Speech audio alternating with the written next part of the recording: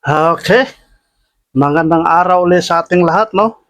Dito na naman tayo sa panibagong reaction, panibagong video. At siyempre, ang kukunan na naman natin ng reaction video dito pa rin kay The General Views Point, no? At sa hindi pa sa nakakilala sa kanya, maglagay ako ng link dyan sa description box or either sa comment section para mapuntahan ninyo ang kanyang YouTube channel at siyempre masuportaran nyo siya. Mapanood mo yung mga video niya na walang nagre-react katulad dito sa atin. Dito sa atin, nagre-react lang tayo para at least may makukuha tayong balita dahil sa kanya. No? Dahil sa kanya. Siyempre, may matutunan din tayo konti ba? No? Makichismis tayo sa mga balita dahil sa kanya, mga video. No? So, dito, panoorin natin dyan. Matibag na bulaga ang mga pulis, no? So siguro nagkainitan sila kasi hindi sila nagkasundo, pulis at ang NBI, no? So panoorin natin guys at sa hindi pa, like and share and siyempre subscribe my YouTube channel at ano pang hindi natin. Let's go! Magandang araw mga kaibigan. Bigyan natin ng reaction, opinion itong post ang balita ngayon. Title, Positive sa gunpowder, umano, ang NBI driver na inaresto matapos ang barilan sa Senado. Naglabas ng update ang Southern Police District kaugnay ng driver na inaresto matapos ang napaulat na barilan sa loob ng Senate premises noong Miyerkules ng gabi. Ayon kay Southern Police District Public Information Office Chief Police Lieutenant Margaret Panaga, nagpositibo umano sa gunpowder residue ang naturang suspect na kinilalang si Mel Oragon.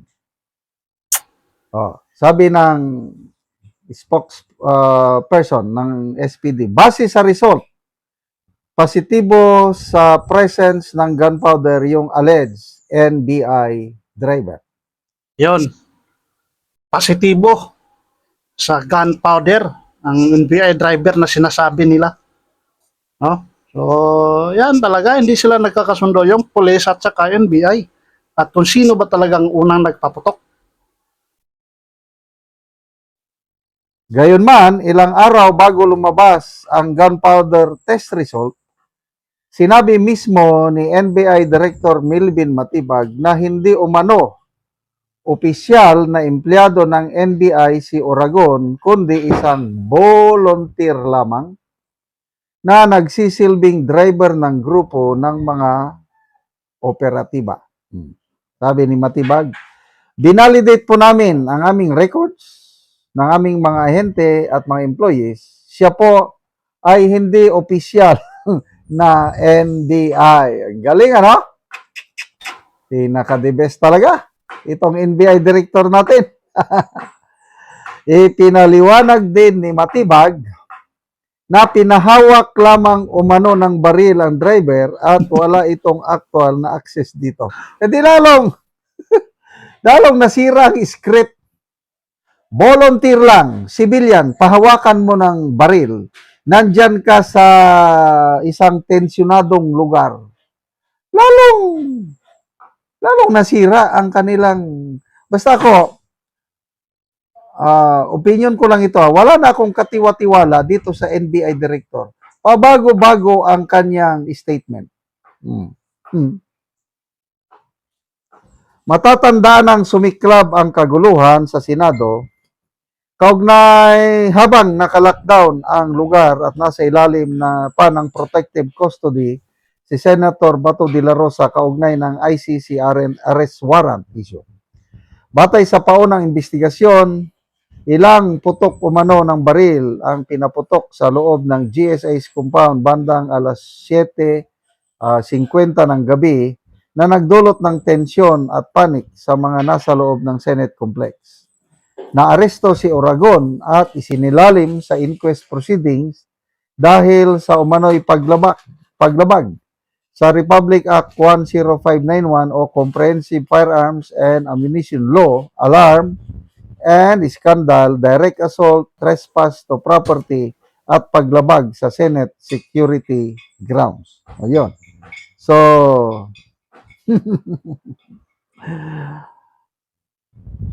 ang katotohanan ay hindi mo talaga pwedeng itago.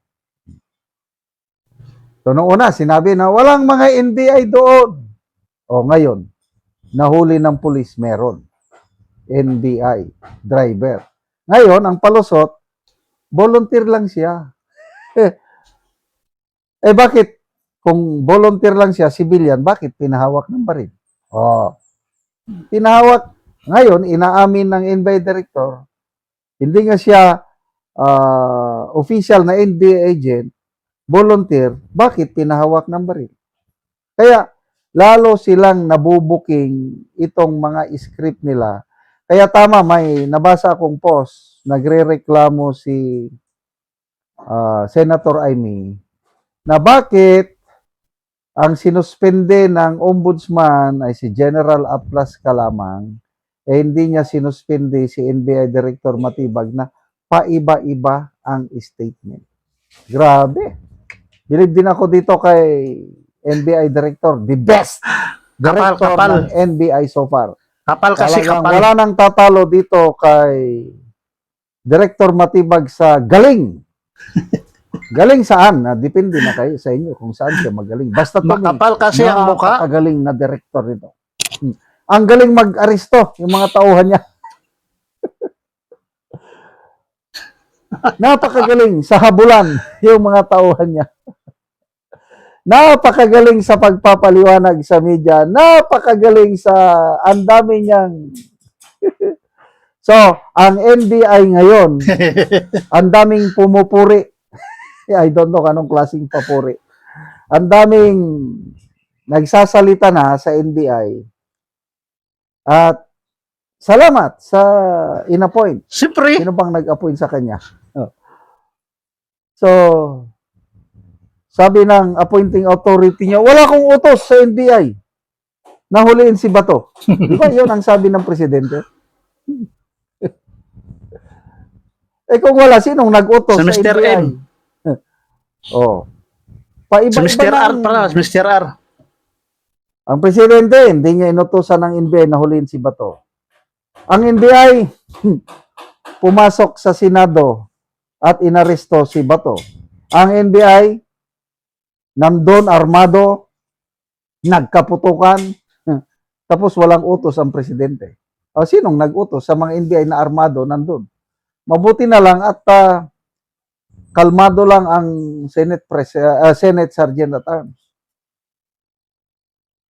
Merkulis pa lang daw ng umaga, nakatanggap na ng Senado ng report na may lulusob na armado. Kaya alert to sila. Kaya pagdating ng alas 7 ng gabi ng ayun, may lumapit na armado, verbal challenge. Sino kayo? Ibaba ang mga baril nyo. Those are normal procedures. Nung ayaw ibaba at umaksyon na itaas ang baril o ano, di inunahan sila ni General Aplasca. Which to me, tama yung ginawa niya. Pati nga si General Torre, sabi niya, General Aplasca is an experienced police officer. And I think he was right. Yung ginawa niya, nag-warning siya to defuse the situation. At na-defuse. Nagkaputukan nga, kailang wala namang nasaktan. Kaya sinasabi ni General Torre, okay lang, sa akin yun. Salamat naman, General Torre. At, lalo, minsan bumibilib ako kay General Torre, except yung group effort nila kay Tatay Digong. Hindi natin kakalimutan yan. So, kumusta na? NBI, sige, paliwanag lang kayo ng maigi. Tested, positive ang inyong driver. Yan na Salamat, lang, mga ayun. Magaling na magaling talaga yung NBI natin, guys. Mga kabayan. Ang gagaling ng NBI natin, no?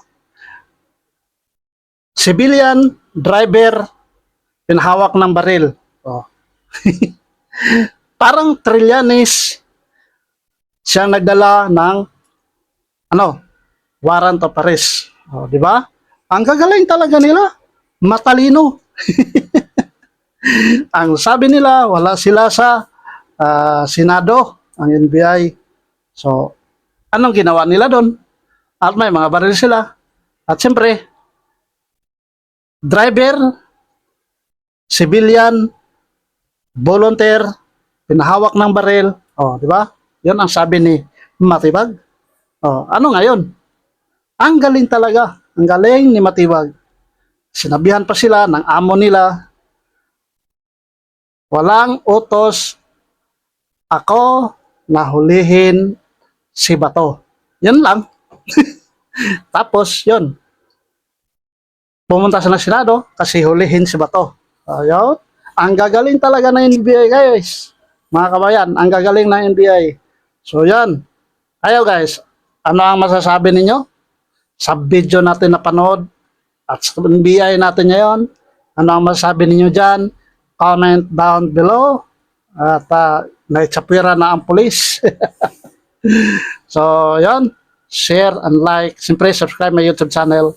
Hanggang dito na lang. See you sa next video.